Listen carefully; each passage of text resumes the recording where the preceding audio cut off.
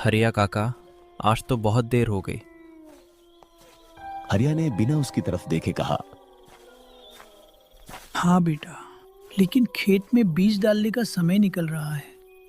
अगर आज बीज नहीं लाते तो कल फिर बाजार जाना पड़ता। गोपाल ने सड़क के आगे अंधेरे में देखते हुए कहा। तो कल सुबह चले जाते। हरिया कुछ पल चुप रहा, फिर बोला, कल सुबह खेत में हल चलाना है, फिर बैलों को भी चारा देना है। किसान के पास समय कहाँ होता है। सही कह रहे हो काका। दोनों कुछ कदम और आगे बढ़े। अचानक गोपाल की चाल धीमी हो गई। क्या हुआ? गोपाल ने पीछे की तरफ देखा। कुछ नहीं। फिर रुक क्यों गया? मुझे लगा हमारे पीछे कोई चल रहा है। हरिया ने भी पीछे मुड़कर देखा। सड़क खाली थी। बहुत दूर तक सिर्फ अंधेरा दिखाई दे रहा था। जंगल का रास्ता है, पेड़ों की आवाज होगी। गोपाल ने सिर हिलाया और फिर चलने लगा। लेकिन कुछ ही सेकंड बाद पीछे से किसी के पैरों की आवाज आने लगी। दोनों रुक गए। तभी आवाज भी रुक गई। गोपाल ने धीरे से हरिया की तरफ देखा। अब सुना आपने ये आवाज? हरिया ने कुछ नहीं कहा। उसने अपनी टॉर्च पीछे की तरफ की। टॉर्च की कमजोर रोशनी सड़क पर पड़ी। वहां कोई नहीं था। चल, कुछ नहीं है। दोनों फिर आगे बढ़े।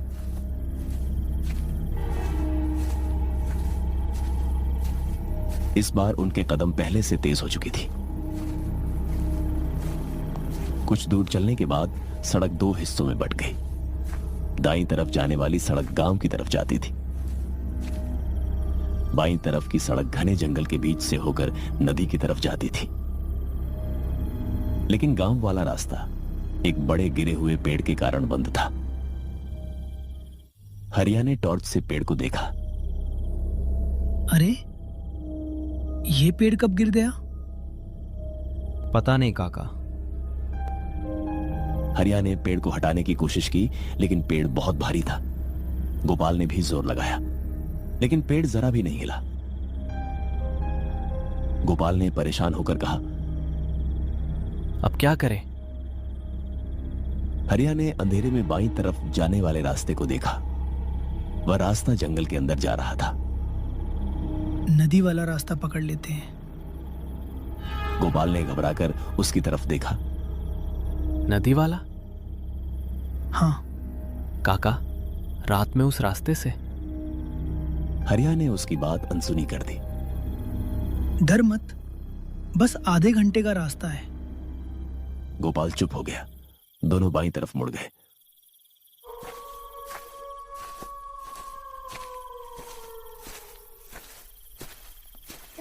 जंगल और भी घना होता जा रहा था। कुछ दूर जाने के बाद गोपाल ने पूछा, काका, आपने कभी इस रास्ते से रात में सफर किया है? नहीं। फिर आपको कैसे पता कि आधे घंटे का रास्ता है? हरिया अचानक रुक गया। उसने गोपाल की तरफ देखा। गांव के बूढ़े लोग बताते थे। कौन से बूढ़े लोग? हरिया ने जवाब नहीं दिया। गोपाल ने दोबारा पूछा, काका, बताए ना। इस रास्ते की बात गांव में ज्यादा मत करना। गोपाल को उसकी बात समझ नहीं पाया। क्यों? क्योंकि इस जंगल के बीच एक चौराहा आता है। जंगल का चौराहा? हाँ।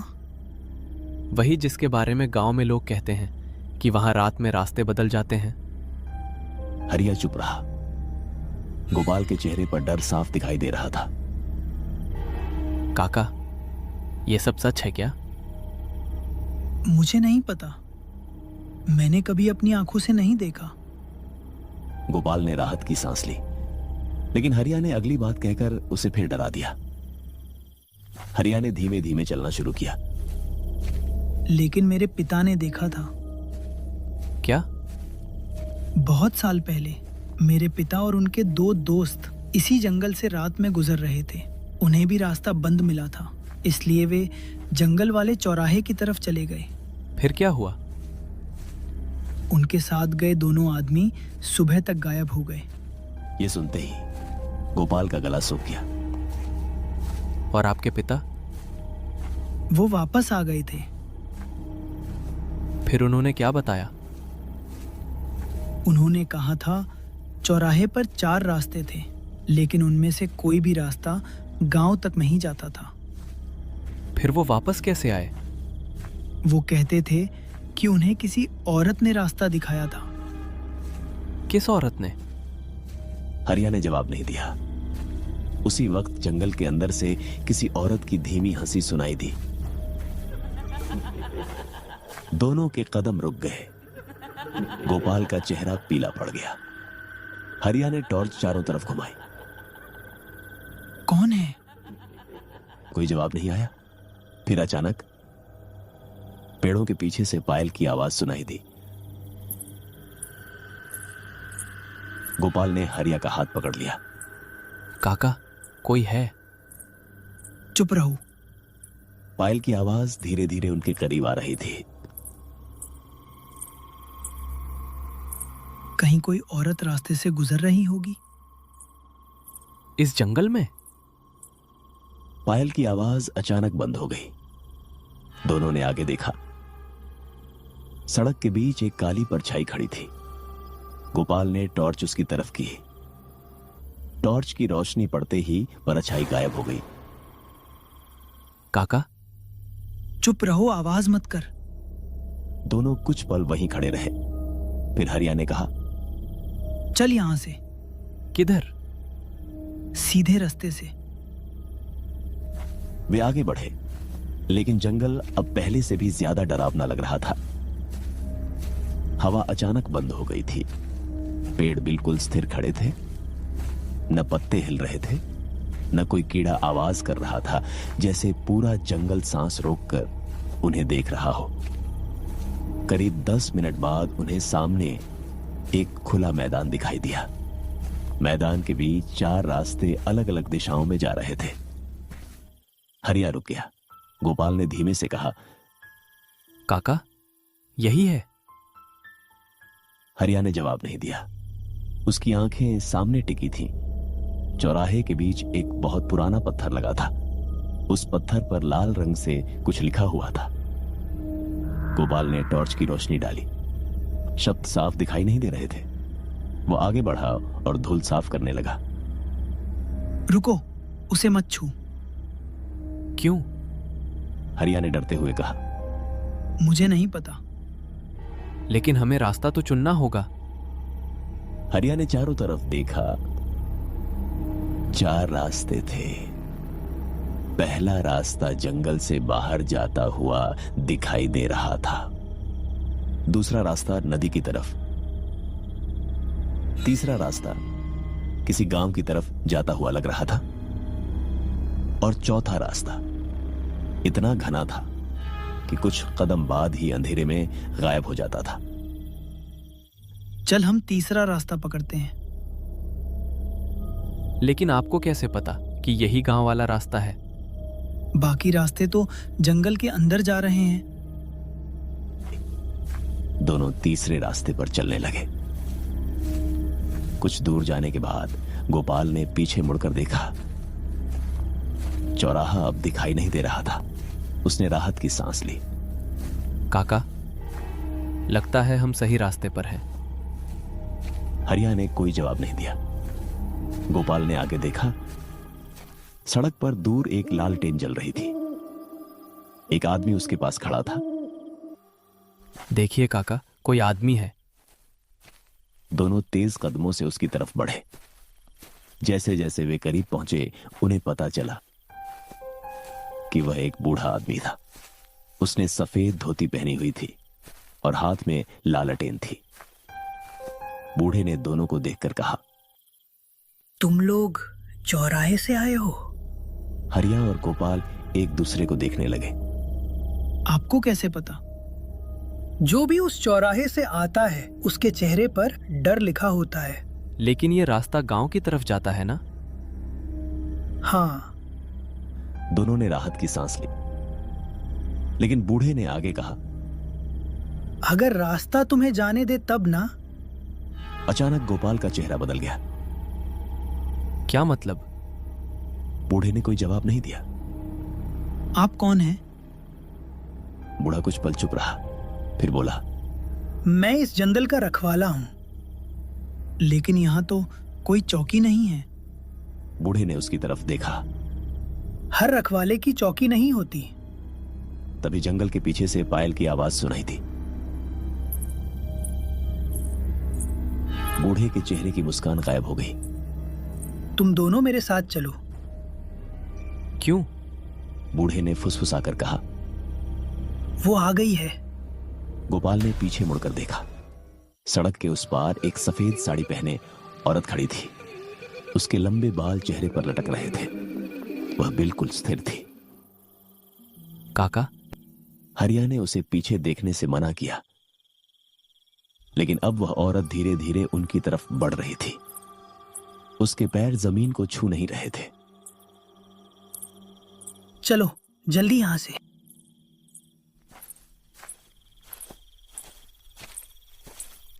बूढ़े ने दोनों को एक छोटे से मिट्टी के घर में ले गया। अंदर जाकर उसने दरवाजा बंद कर दिया। बाहर पायल की आवाज कुछ देर तक सुनाई देती रही। फिर दरवाजे पर दस्तक हुई।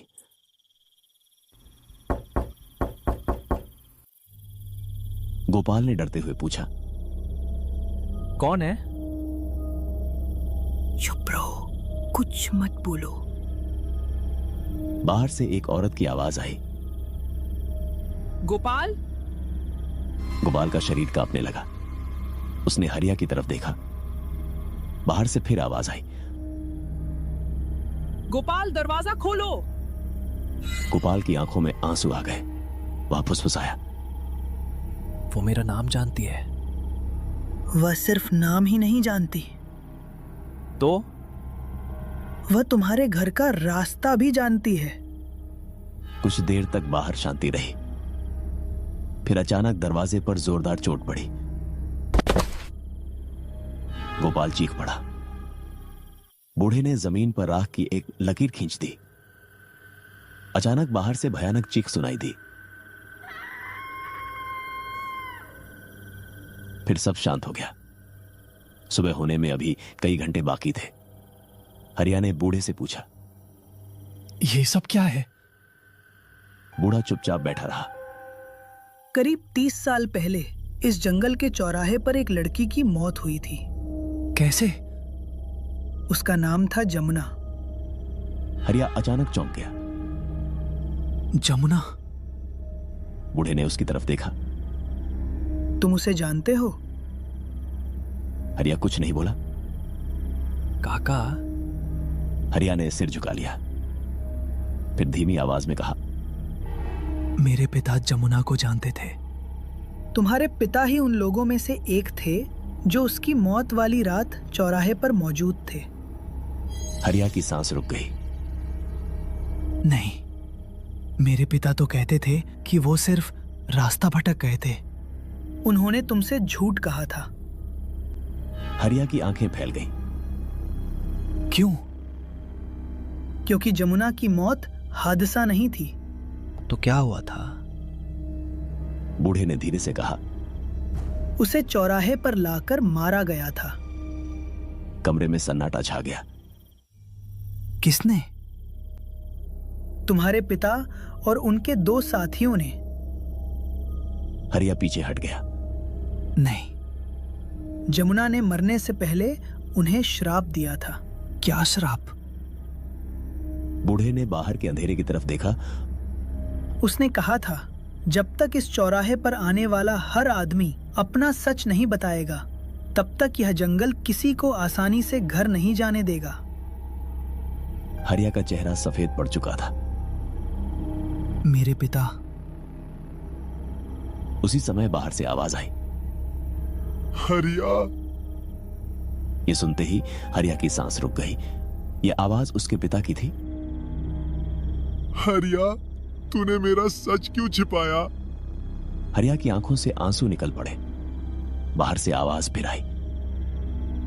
बेटा, दरवाजा खोल। हरिया दरवाजे की तरफ बढ़ने लगा, रुक जाओ, आगे मत जाना। लेकिन हरिया रुक नहीं रहा था। वह दरवाजे के पास पहुंच गया। बाहर से उसके पिता की आवाज आई। हरिया, मैं तेरा इंतजार कर रहा हूं। हरिया ने कुंडी पकड़ ली।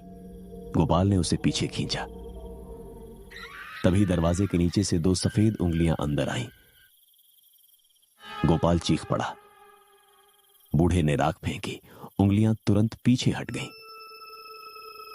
बाहर से भयानक हंसी गूंजी।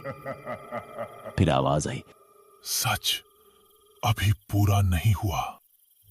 अब क्या सच है? बूढ़े ने उसकी तरफ देखा। तुम्हारे पिता अकेले नहीं थे, और कौन था? उनके साथ तीसरा आदमी भी था। कौन? बूढ़े ने धीरे से उसकी तरफ उंगली उठाई। तुम्हारे पिता का तीसरा साथी। हरिया की आंखें फैल गईं। वह आदमी आज भी जिंदा है। उसी समय बाहर से किसी के कदमों की आवाज आई। कदम घर के दरवाजे के सामने आकर रुक गए। बूढ़े ने लालटेन बुझा दी। कमरे में घना अंधेरा छा गया। फिर बाहर से एक आदमी की आवाज आई, हरिया। हरिया का शरीर कांपने लगा। वो आवाज उसने पहचान ली थी। ये तो मेरे गांव के सरपंच की आवाज है। सरपंच। बाहर से वही आवाज फिर आई। तू मुझे पहचान गया? दरवाजे पर धीरे धीरे किसी ने हाथ रखा। अब चौराहा तुम्हें तुम्हारे अतीत तक ले आया है। बाहर से आवाज आई, हरिया, सुबह होने से पहले मेरे साथ चलना होगा। कहां? बाहर से धीमी हंसी सुनाई दी, जहां जमुना अब भी इंतजार कर रही है। और तभी घर की दीवार के पीछे से पायल की आवाज सुनाई दी। गोपाल ने धीरे से खिड़की की तरफ देखा। खिड़की के बाहर सफेद साड़ी वाली औरत खड़ी थी, लेकिन इस बार उसका चेहरा बालों से ढका नहीं था। उसका चेहरा साफ दिखाई दे रहा था। गोपाल की चीख निकलते निकलते रह गई, क्योंकि वह चेहरा जमुना का नहीं था। वह चेहरा हरिया की मृत मां का था, और वह खिड़की के बाहर खड़ी होकर मुस्कुरा रही थी। फिर उसने अपने होंठ हिलाए। बेटा, घर चल। हरिया ने जैसे ही खिड़की की तरफ देखा, वह औरत गायब हो चुकी थी। लेकिन कमरे के अंदर हरिया के पीछे किसी ने धीरे से फुसफुसाया, अब घर जाने का रास्ता नहीं है। हरिया और गोपाल ने एक साथ पीछे मुड़कर देखा। वहां कोई नहीं था, लेकिन जमीन पर गीले पैरों के निशान बने हुए थे। वे निशान दरवाजे से शुरू होकर सीधे हरिया के पास आकर खत्म हो रहे थे। और उसी वक्त दूर जंगल के बीच से चारों दिशाओं में एक साथ पायल की आवाज गूंज उठी। बूढ़े ने कांपती आवाज में कहा, जहां जमुना अब भी इंतजार कर रही है। अब क्या होगा? बूढ़े ने लालटेन जलाई। उसकी आंखों में डर था। अब 4 रास्तों में से एक रास्ता तुम्हें चुनना होगा। और अगर गलत रास्ता चुन लिया तो सुबह तक सिर्फ एक आदमी गांव पहुंचेगा। कौन? जो इंसान होगा। बाहर से फिर पायल की आवाज आई, और जंगल के चौराहे पर चारों रास्तों पर एक एक लालटेन जल उठी। लेकिन इस बार हर लालटेन के नीचे कोई ना कोई खड़ा था। पहले रास्ते पर एक बूढ़ा आदमी, दूसरे रास्ते पर एक सफेद साड़ी वाली औरत, तीसरे रास्ते पर हरिया का मृत पिता, और चौथे रास्ते पर गोपाल खुद खड़ा था। गोपाल ने डरकर अपनी आंखें बंद कर ली। लेकिन जब उसने आंखें खोली, वह बूढ़े के घर में नहीं था। वह फिर से जंगल के चौराहे के बीच खड़ा था और उसके सामने हरिया खड़ा था, लेकिन हरिया की आंखें पूरी तरह काली थीं।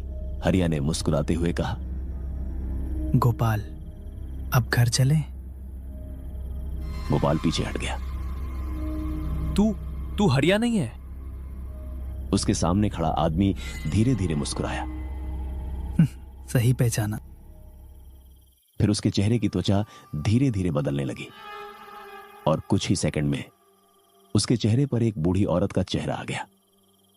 उसने गोपाल की तरफ देखते हुए कहा, अब तेरी बारी है।